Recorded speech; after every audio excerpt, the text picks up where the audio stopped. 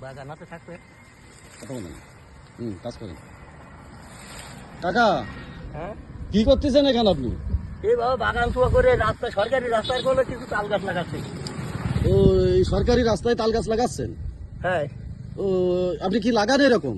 আমি আজ 18 বছর ধরে বিভিন্ন জেলায়, পর্যন্ত 10টা জেলায় বা সুন্দরবন, করমজল, বেড়িবাঁধ সহ হুম 98টা সড়কে, 88টা সড়কে হুম তাল গাছ লাগাইছি। এখন তো 3,88,000 বীজ। এবছর আরো 50,000 জোগাড় করেছি।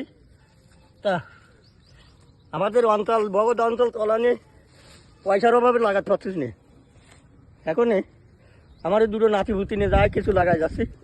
ও, আপনি কত বছর ধরে করেন? 20 বছর ধরে? 18 বছর, 18 বছর। 2007 এই সালে। পর্যন্ত কতগুলো গাছ লাগাইছেন? এই পর্যন্ত 3,88,000 বীজ মাটিতে পুঁতা হয়ে গেছে অলরেডি। ও, আপনার কোনো টার্গেট আছে? টার্গেট আছে যতদিন চলতে পারবো, বা আমি নিজাতে গাছ লাগাই যাব এই আশা আছে।